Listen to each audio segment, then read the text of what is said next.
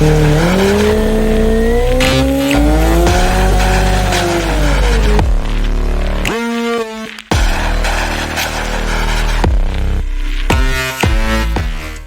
is up, YouTube? Welcome to Geo Journeys. I have something a little different for you guys today. Instead of a ride, we're going to be planning a trip. Many people are frustrated with the Honda Navigation, and rightly so. It's far from perfect and in fact has some quirks that are downright maddening at times. I've tried several route planners in my quest to make the Honda Nav work, and have put in countless of hours trying to figure it out and fine-tune it. It's been a royal pain in the butt to say the least. But I've finally done it. I found a program that works, and it's called Curviger, Kurviger.com. It's a free route planner specifically made for planning motorcycle routes. It locates the twistiest of the twisties. This tutorial will focus on the points that make it play well with the Honda Navigation specifically, but obviously, which type of bike you ride doesn't matter. Anyone can plan a route with it. I have written down a detailed list of the steps I go through in planning a route. They can be found on my Facebook page, Motorcycle and General Mayhem Riders Group. So let's get started. As you can see, Curviger is able to plan routes all over the world. But for our purposes, obviously we'll stick to the United States. On the left-hand side resides the toolbox. This is where all the magic happens. There are two types of trips that can be planned. A point A to point B type of trip with waypoints in between, or a round trip. Round trips start at one location and end at the same location. It works really well. I've used it several times. If I spend the night at a hotel for 2 or 3 nights and I want to explore the area, I'll use this aspect of Curviger and plan a route in the area. So let's explore this left side here. This is where the listing of all your waypoints, start point, end point, and all the midway points will be listed. When you press this down arrow, you'll get all kinds of options. You can switch waypoints, move them up or down, delete them. Coming down below, we have 4 options when it comes to road planning. We have the fastest route, we have the curviest route, and then we have routes in between. I have found that the curviest route option can be a little difficult to manage. It can guide you into subdivisions, it can guide you into dirt roads. Mostly I use these two over here, the fastest route and the fast and curvy route. Low amount of curves and detours, big parts may be on the motorway. It's easier to go from a major road to a back road using these two routes than it is to go from a back road to a major road in case the need arises. So this is where I start all the time. Below this, we have the advanced options. If you click on that, you get a whole host of options here. What I usually disable for my route planning are the avoid toll roads, the avoid ferries, the avoid narrow roads, avoid unpaved roads. I also show the elevation diagram, and I prefer to use miles and feet instead of kilometers. Down below that, we have a few other buttons. The share button, once you create a file, you can share it with friends. You can email it, you can text it, and they can pull up that route and play with it or follow it, whatever they would like to do. Same goes with the import. Curviger uses a GPX file, so any GPX file will work on here. You just import it and then you can change it as you wish. And then finally, the export button. This is how we're going to save the export onto your computer before we transfer it to the bike. Let's start in Lexington, and I'll just randomly right click and set as start, and you can see over here on the left it's given me GPS coordinates that relate to that particular address. And then let's zoom out and pick, how about Corbin? I got a Corbin seat. Let's go with that.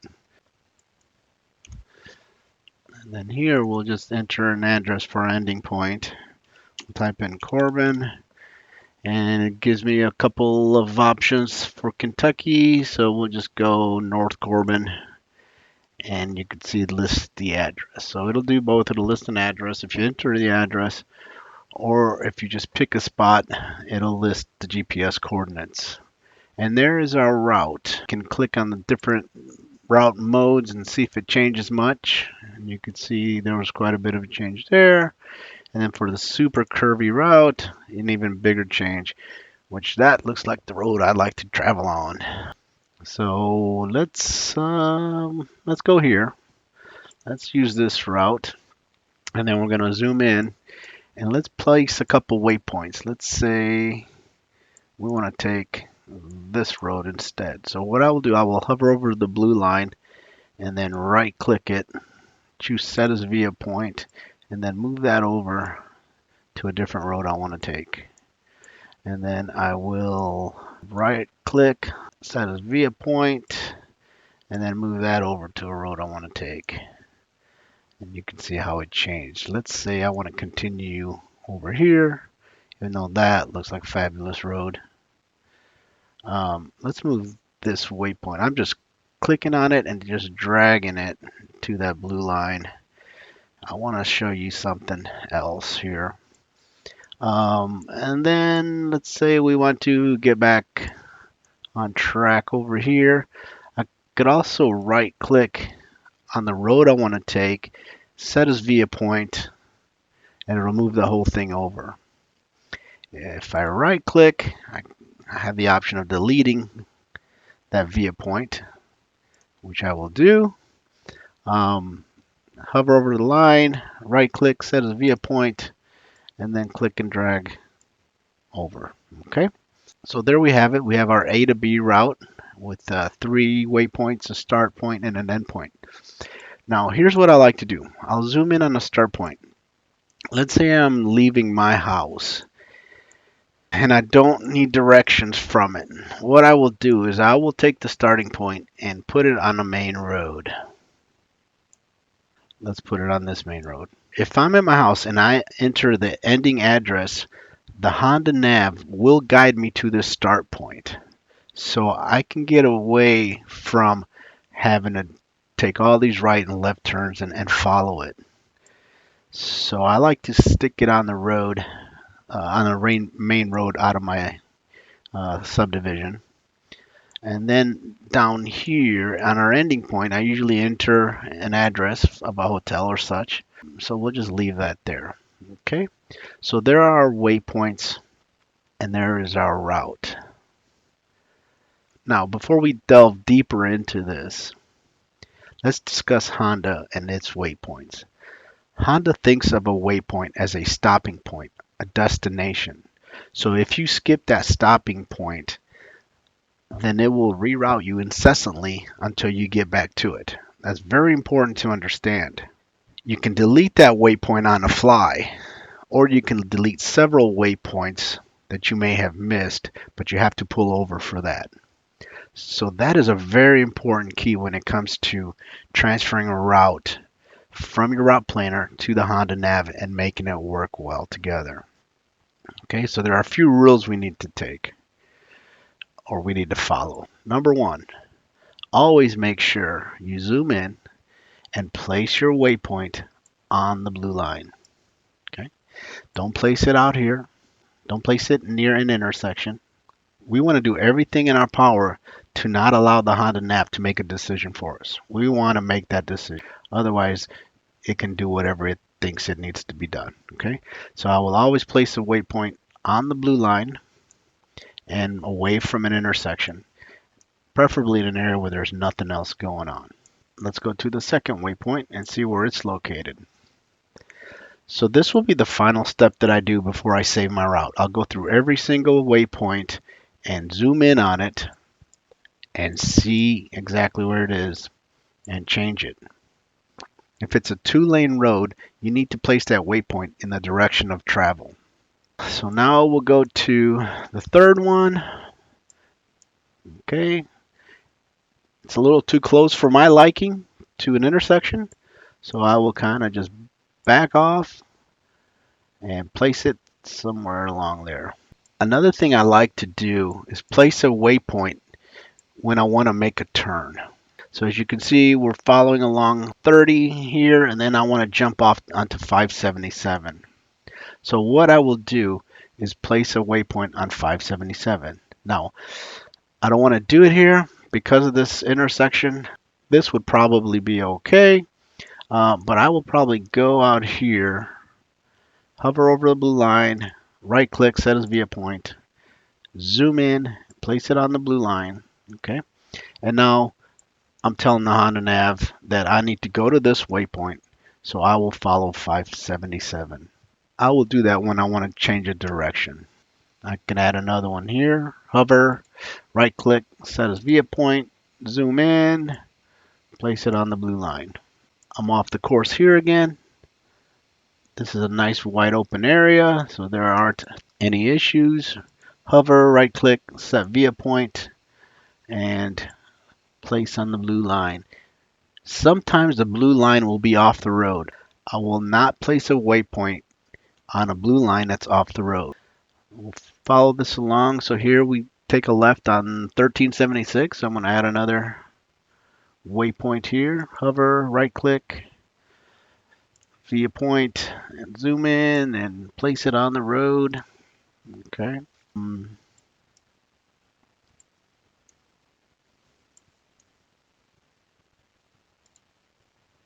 I'll add another one there. Now I don't need to place a waypoint every time I'm going to turn. I kind of go back and forth as to how many I've placed. If I picture in my mind that I'll come to that intersection and have a difficult time deciding which way to go, then I'll place the waypoint. And then if we zoom in, we're jumping from this yellow road to this orange road, and then back on this Hal Rogers Parkway red road, and then getting back on this interstate. So that's a lot of transitions there. So I will hover, place a viewpoint, waypoint, move it in the direction of travel on the blue line. Okay, and now I know that'll get me through that area without any issues. Zoom in. There's nothing nearby here, such as intersections, and then straight to our destination. Okay. One other thing that I want to mention. Okay, let's say we want to know what's around this area. So if you zoom in, if you go to this waypoint and you left click, it gives you several options. One is the GPS coordinate. Second is the distance from the beginning, the time traveled, the time it'll take you to get there. And then you can choose to split the route if you'd like.